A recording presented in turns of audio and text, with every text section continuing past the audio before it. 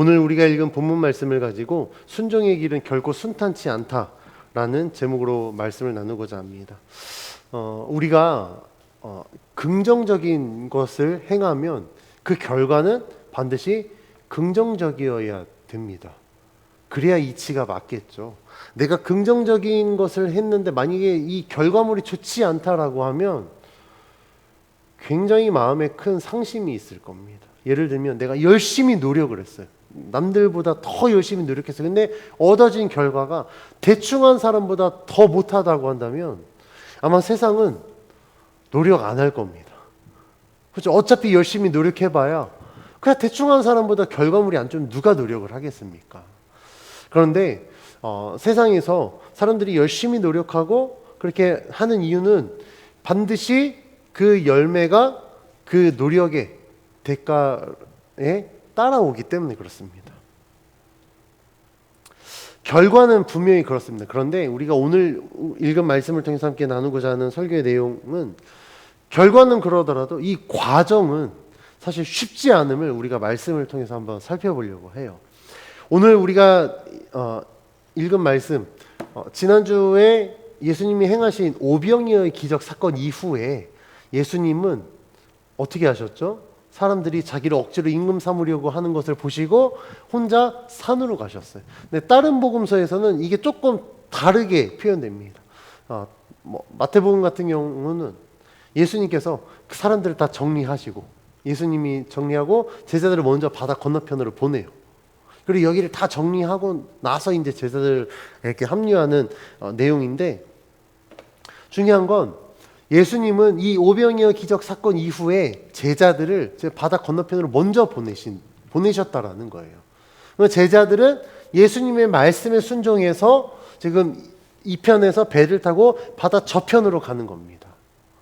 자, 이 제자들의 여정은 무엇 때문에 이루어졌다고요? 예수님의 말씀에 순종함으로. 이게 중요한 포인트예요. 예수님의 말씀에 순종했습니다. 그러면 이 여정이 잘 돼야 되겠죠. 그런데 오늘 말씀에 보니까 그렇지 않습니다. 제자들의 상황에 대해서 오늘 본문은 이렇게 기록하고 있는데 17절 말씀 같이 한번 봉독합니다.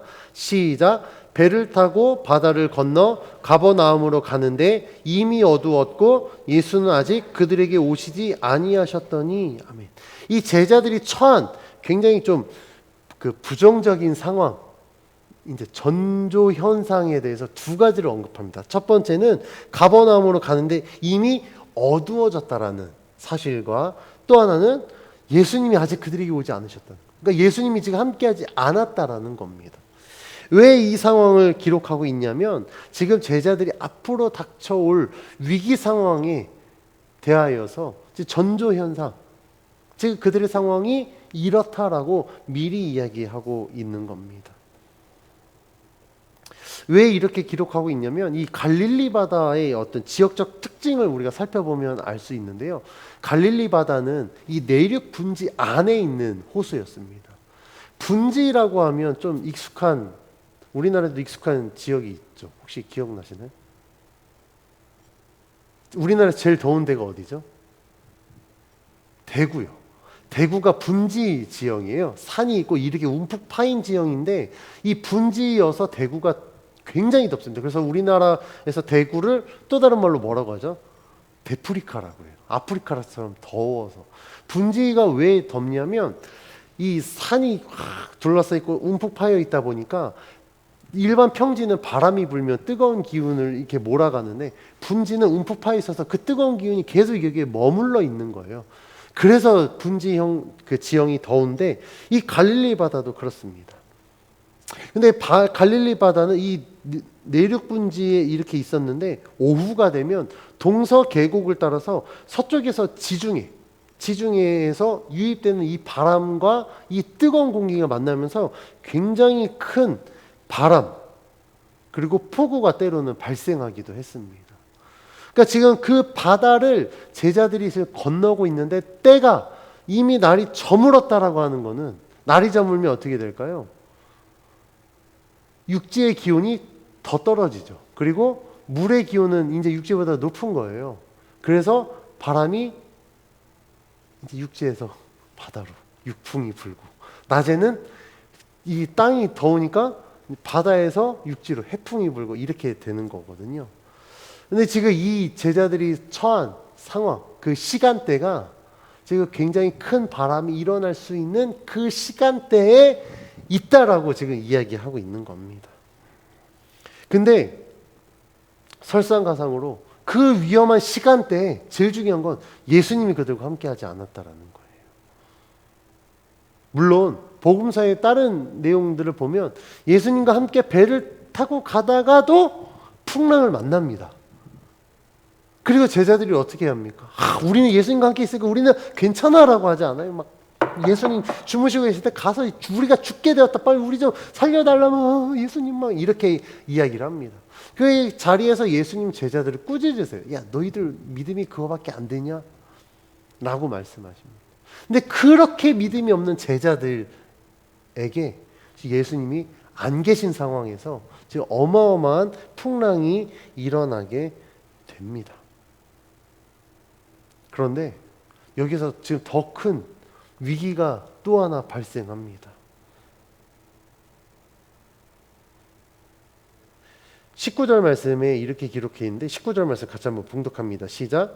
제자들이 노를 저어 12여리쯤 가다가 예수께서 바다 위로 걸어 배에 가까이 오심을 보고 두려워하거늘. 아멘. 지금 막 풍랑이 일어서 죽게 생겼는데 저 바다 위에 무엇인가 걸어오고 있는 거예요. 여러분 한번 생각해 보십시오. 여러분이 그 배 위에 있다면 어떻게 하시겠습니까? 이 말씀을 안 읽은 상태에서 라이브로 엄청 두려웠을 거예요. 제자들은 지금 그 자리에서 바다 위에 걸어오신 예수님을 보고 유령인 줄 알았을 겁니다. 그러면 덜컥 어떤 마음이 들었겠습니까? 야, 우린 죽었다 이제. 끝났다. 야, 배 뒤집어져서 죽나? 저 유령에게 잡아먹히나? 우리는 다 죽은 인생이야. 굉장히 두렵고 굉장히 무서운 상황이었을 겁니다. 아무리 믿음이 좋고 아무리 담력이 좋다고 해도 아마 이 상황에서는 다 똑같은 반응이 있었을 것 같습니다. 그런데 우리가 한번 생각해 봐야 될 건 지금 이 제자들의 여정이 무엇 때문에 이런 여정을 걷고 있느냐예요. 자신들이 임의대로 간 게 아니거든요. 예수님 알아서 하세요. 그래. 우리는 우리 갈 길 가겠습니다 해서 이렇게 결정한 게 아니라 지금 이 제자들은요, 예수님이 야 바다 건너편에 가라라고 해서 예수님의 말씀에 순종해서 가고 있는 상황에 풍랑을 만나고 이 어려움과 두려움을 겪게 되는 겁니다. 이 상황에서의 제자들이라면 어쩌면 하나님을 원망했을 수도 있을 것 같아요. 아니 우리가 주님의 말씀에 순종해서 하란 대로 했는데 이게 뭡니까 도대체 하나님? 아니 풍랑이 있는 시간일지라도 주님의 말씀에 순종해서 가는 길이라면 그 시간에 풍랑을 멈춰주셔야 되는 거 아닐까요? 말씀에 순종해서 가고 있는데 뭐 매일 출몰하는 유령이라고 해도 주님의 말씀에 순종해서 가는 그 여정이라면 그 시간만큼은 유령이 안 나타나게 좀 주님이 막아주셔야 되는 거 아닐까요? 그게 우리들의 생각일 겁니다. 그런데 제자들은요, 주님의 말씀에 순종하여서 지금 바다 건너편으로 가고 있는 이 여정 가운데 파도를 만났고 지금 뭐 더 무서운 무엇인가 다가와요. 근데 여기서 반전이 일어납니다. 오늘 본문 20절 말씀 이렇게 이야기합니다. 시작. 이르시되 내니 두려워하지 말라 하신대. 아멘. 예수님께서 제자들에게 말씀하세요. 내니 두려워하지 말라. 지금 제자들은요, 극도의 두려움을 느끼고 있는 상황에 놓여져 있는 겁니다. 두려움과 함께 뭐 원망도 있을 수 있을 겁니다. 그런데 그 가운데 예수님이 나타나신 거예요. 그래서 야, 내니 두려워하지 말라라고 말씀하고 있습니다. 예수님은요, 두려워하고 있는 이 제자들에게 자신의 존재를 말씀하시고 지금 제자들의 모든 두려움을 해소해 주십니다. 그 예수님의 음성을 들은 제자들은요, 기뻐서, 오늘 말씀해 보면 21절에 기뻐서 배로 영접했다라고 이야기해요. 얼마나 기뻤겠습니까? 우리 성도님도 혹시 이런 경험 해보셨어요? 극도의 두려운 상황에서 무엇인가 이 두려움을 해소할 수 있는 어떤 사람을 만났다든지 아니면 어떤 상황이 됐을 때 이 상황 혹시 겪어본 적이 있으십니까? 정말 나에게 구세주와 같은 사람을 만났을 때. 저는 어렸을 때요, 자다가 엄청나게 큰 악몽을 꿨어요. 진짜 너무 무서웠어요. 진짜 현실인 줄 알고. 자다가 눈을 딱 떴는데도 너무 무서운 거예요. 근데 그때 저희 누나가, 부모님이 저녁 예배 드리러 가셔서 저희 둘밖에 없었거든요. 근데 그때 저희 누나가 저를 붙들고 야 괜찮아 하고 토닥여주면서 하는데 저는 그 저희 누나의 품이 정말 하나님의 품인 줄 알았습니다. 너무 무서웠는데, 나 혼자인 줄 알고 너무 무서웠는데 그때 나를 위로해주는 누나가 있다라는 사실이 얼마나 감사했는지 몰라요. 아마 이거는 그냥 평범한 상황일 수도 있겠어요. 그런데 진짜 물에 빠졌는데 누군가가 나를 물에서 구해줬다든지, 아니면 내가 정말 죽을 수밖에 없는 위협의 상황에서 누군가 나를 구해준다고 한다면 그 사람을 딱 만나는 순간 얼마나 마음의 위안이 있었겠습니까? 오늘 본문에 나온 제자들은 지금 예수님을 만나고 나서 기쁨으로 예수님을 영접했습니다. 이 상황에서 우리가 알 수 있는 것은, 지금 이 제자들이 처한 상황은 예수님의 말씀대로 순종하여서 가고 있었습니다. 근데 그 상황에서 어려움을 만나서 굉장히 큰 두려움을 겪게 되고 있는 거예요.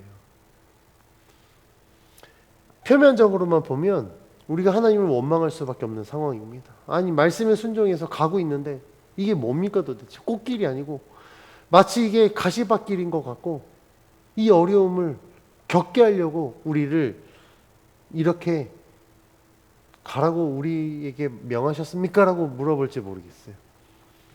그런데 제자들이 경험한 것은요, 어려움이 아니었습니다.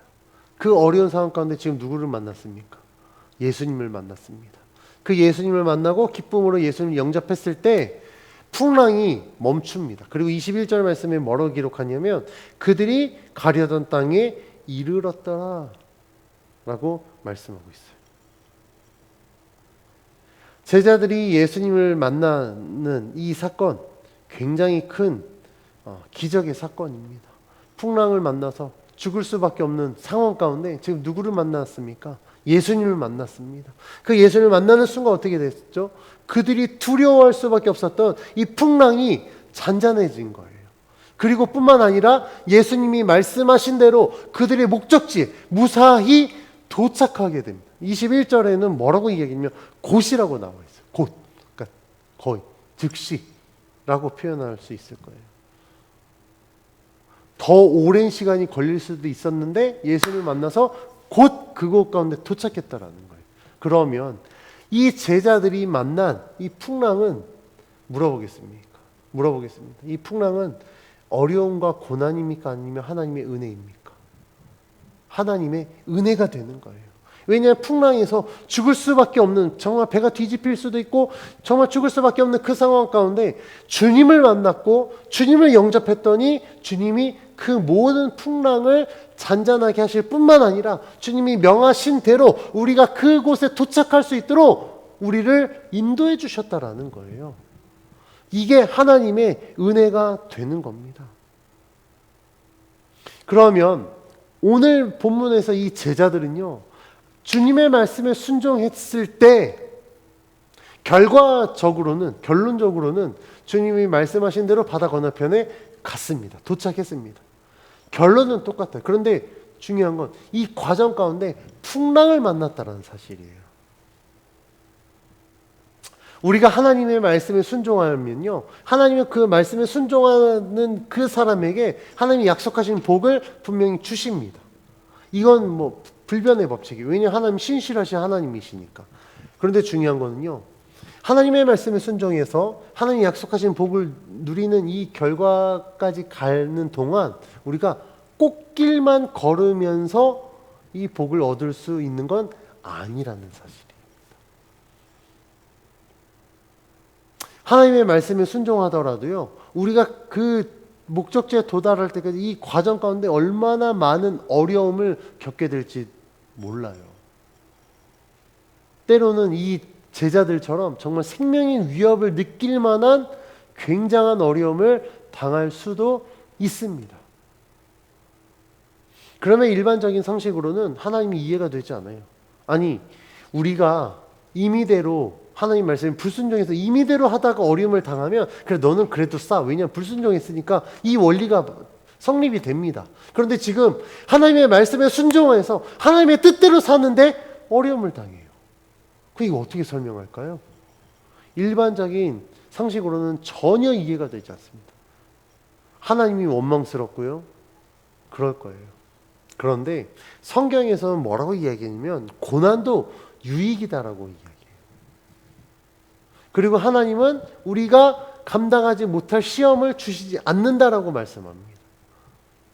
그러면 하나님이 도대체 왜 이런 시험을, 이런 어려움과 고난을 그럼 순종하는 자들에게 주시는가?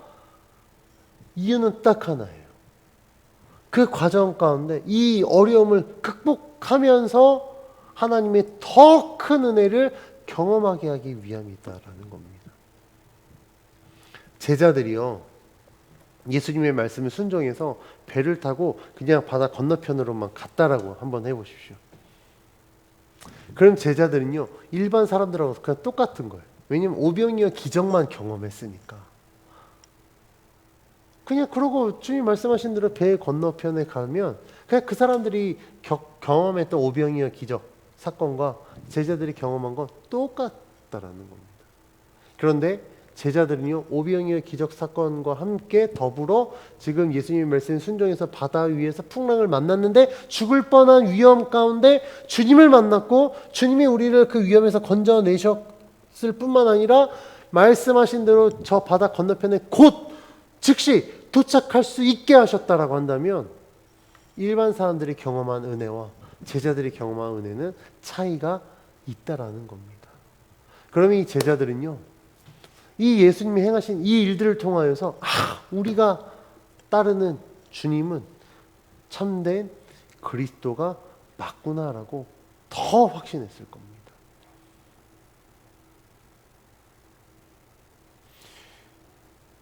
이러한 원리로 우리가 하나님의 섭리를 생각해 봤을 때 하나님은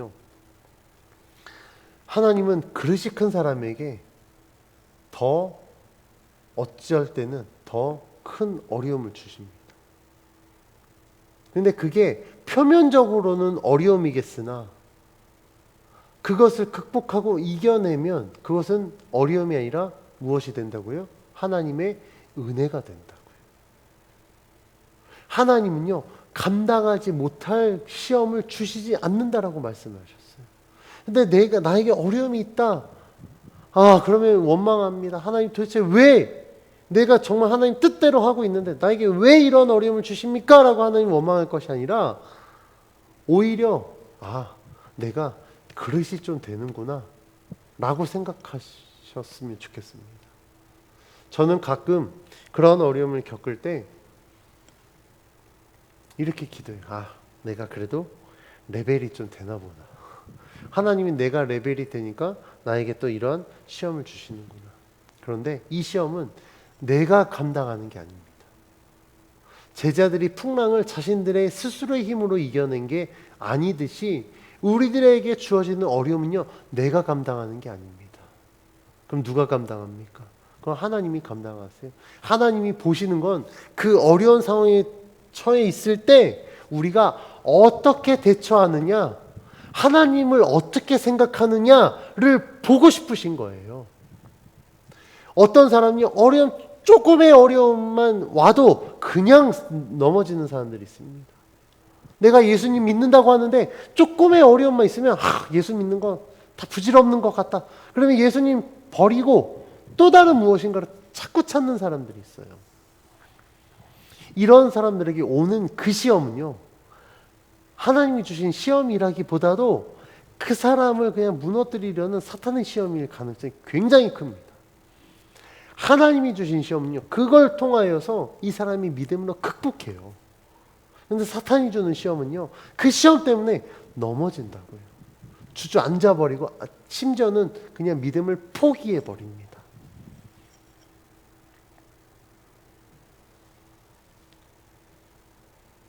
그런데 우리가 분명히 기억해야 될 것은, 내가 주님을 믿는다라고 했을 때 아까 말씀드린 것처럼 우리가 예수님을 믿으면 믿기 시작한 순간부터 천국에 가는 그날까지 우리가 꽃길만 걷다가 막 하나님이 부으신 어마어마한 복만 누리다가 가면 참 좋겠어요. 그러면 너도 나도 다 예수 믿을 겁니다. 야, 예수 믿으면 복 받으니까. 그런데 실제로 그렇던가요? 그렇지 않습니다. 예수를 믿으면요, 안 해야 될 고민을 하기 시작합니다. 예수님을 믿으면요, 안 받아도 될 핍박을 받게 된다니까요. 그게 도대체 뭡니까? 아니, 예수님 안 믿으면 안 받아도 될 핍박을 예수님 믿기 시작하면서부터 받기 시작해요. 예수님이 안 믿었으면 안 봐도 될 손해를 예수님 믿는 것 때문에 지금 보게 된다니까요. 예를 들어서 아마 사업하는 분들이 가장 어려움을 겪는 게 뭐냐면 그 이야기 하시더라고요. 우리나라에서는 사업할 때 불법을 저지르지 않으면 사업 못한다. 불법을 안 저지르면 망한다라고 이야기하더라고요. 그런데 성경에서는 정직하게 하라고 하셨거든요. 그러면 성경의 가르침대로 한다면 내가 예수를 몰랐을 때 그냥 남들 하던 대로 그렇게 그냥 관행이니까 그대로 해서 사업을 하면 더 번창할 수 있어요. 그런데 내가 예수를 믿었습니다. 정직하게 하래요. 정직하게 했는데 이거는 사업이 번창하기커녕 지금 나 혼자 손해보고 독박 쓰고 막 피해를 입고 손해를 보기 시작합니다. 그럼 예수님 믿을 수 있을까요? 직장인들은 직장에서 원래대로 했으면 관행대로 하면 승진을 할 수 있어요. 축축축축. 근데 내가 하나님 앞에 정직하게 했더니 승진이 자꾸 좌천되어 있는 거예요. 왜냐면 너무 정직하게 해서. 남들 막 이 시간에 막 골프 치러 다니 접대하고 막 그러면서 막 이거 해가지고 승진하고 있는데 나는 주일날 주일 성수해야 될까 예배 드려요. 남들과 못 어울려요. 그래서 승진이 자꾸 좌천된다. 그러면 예수님 믿는 게 덕입니까? 이익입니까? 불이익입니까? 표면적으로 보면 당연히 불이익이에요. 손해보는 거라고요. 그러면 어떻게 해야 될까요? 그래서 사람들이 고민하는 게 뭐냐면 이제 거기서 타협하는 거예요. 주님 아시죠? 내가 이거 불법을 저지르려고 한 게 아니라 그냥 이게 관행이에요. 그러니까 주님이 눈 감아주세요. 이러고 그냥 타협하고 하는 사람들이 있습니다. 그런데 제가 아는 어떤 분은요, 간증을 들었는데 그분은 실패하려고 사업을 하더라고요. 근데 그럼 왜 실패가 목적입니까? 정직하게 하려고. 하나님 앞에 정직하게 하려고. 그런데 표면적으로는 정직하게 해서 실패했지만 그 이후에 그분에게 주신 하나님의 은혜가 불법을 저질러서 사업에 성공한 것보다 훨씬 더 크다라는 것을 그분은 보여주는 겁니다. 하나님은요, 예수를 믿는 우리들에게 이러한 삶을 요구하세요. 그래서 오늘 설교의 제목처럼 우리가 하나님 앞에 순종하는 것, 순종해서 걷는 그 길이요, 꽃길이 아니라는 걸 우리는 분명히 기억하셔야 돼요. 순종의 열매는 분명히 하나님 약속하신 대로지만 그 열매를 맺기까지 이 과정은요, 절대 순탄하지 않습니다. 제자들처럼 풍랑을 만날 수도 있어요. 어찌 보면 풍랑뿐만 아니라 정말 배가 실제로 뒤집힐 수도 있습니다. 이런 어려운 상황이 우리 앞에 놓여져 있다. 그런데 주님은 우리들에게 그 상황을 감수해서라도 순종을 요구하신다라고 이야기하면 제가 여쭤보겠습니다. 주의 말씀에 순종할 자신이 있으십니까? 절대 쉽지 않습니다. 가시밭길이 예고되어 있는데 그 길을 걷자고 순종을 하겠다? 웬만한 믿음 아니고서는 절대 어려울 거예요. 그럼에도 불구하고 우리가 순종해야 되는 이유는 오늘 말씀에 나온 것처럼 순종하여서 갔을 때 하나님은 결코 그 길을 걷는 우리들을 외면하지 않으신다는 거예요. 어려움을 만나는 순간 그때 누가 나타납니까? 주님이 나타나세요. 그리고 우리가 주님을 기쁨으로 영접하면 누가 해결해 주십니까? 주님이 해결해 주십니다. 우리가 순종해서 만나는 어려움은요, 그 어려움 상황 속에서도 주님을 믿었을 때 하나님이 주시는 은혜를 경험할 수 있는 도구일 뿐, 우리가 그 어려움 때문에 실제만 우리들의 삶이 어려움으로 인해서 실패하거나 나락으로 떨어지지 않는다라는 것을 분명히 기억하셨으면 좋겠습니다. 그래서 저는요, 이런 상황 가운데서도 우리가 믿음으로 하나님 앞에 순종하기 위해선 우리들의 경험치가 자꾸 커져야 돼요. 작은 것 하나부터, 작은 어려움 하나부터 이 어려운 상황들 속에 우리를 건져주시고 우리를 인도하여 주시는 하나님의 은혜들을 경험해야 됩니다. 하나 둘씩 경험이 늘어나면 어떻습니까? 삶의 연륜이 무서운 게 뭐냐면요, 아무리 공부를 많이 해도 삶의 연륜이 뛰어난 이 어른들을 능가할 수 없는 거는요, 경험에서 얻어진 이 내공이 굉장히 뛰어나기 때문에 그렇습니다. 그래서 책으로 공부로 요리를 연구한 분들과 실제 공부한 적은 한 번도 없지만 정말 주방에서 뭐 몇십 년 동안 요리하신 분, 누구 음식이 더 맛있을까요? 이분 음식이 훨씬 맛있어요. 왜요? 경험에서 나왔기 때문에. 우리들의 믿음도 동일합니다. 그래서 우리가 기독교의 신앙을 이야기할 때 뭐라고 이야기하냐면, 기독교의 신앙은 체험 신앙이다라고 이야기해요. 머리로만 아는 게 아니라 머리로 알고 내가 그것을 붙들고 살아갈 때 하나님은 우리들의 삶 속에 하나 둘씩 하나님의 살아계심을 증명해 주시고, 그럼 그것들이 경험이 쌓이고 쌓여서 우리는 하나님을 더 간절하게, 더 굳건하게 믿게 되는 겁니다.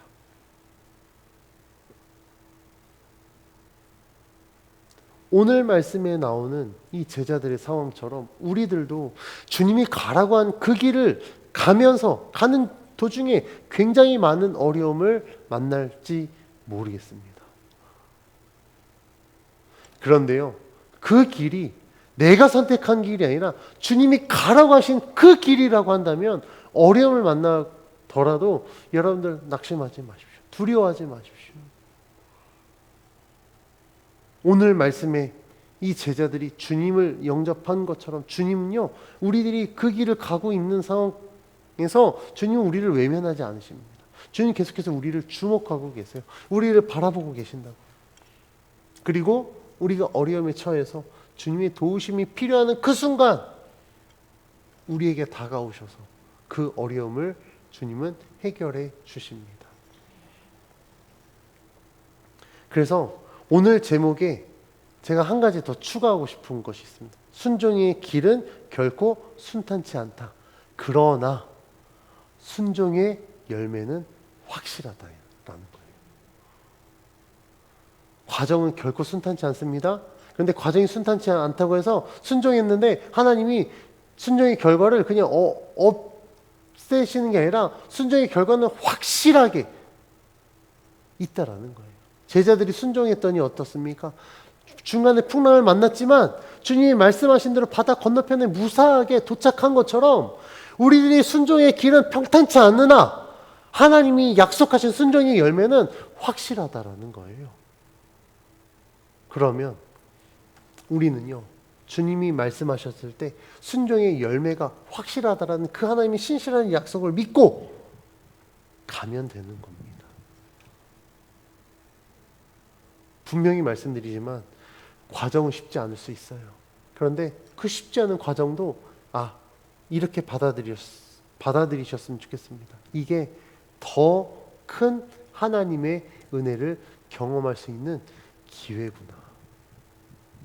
남들은 오병이어만 봤는데 우리는 풍랑에서 뒤집힐 뻔한 그 상황 속에 주님을 만나서 풍랑도 잔잔해지고 목숨도 건지고 주님이 말씀하신 대로 바다 건너편에 무사히 도착하는 은혜 3종 세트를 얻을 수 있구나 라는 걸 기억하셨으면 좋겠습니다.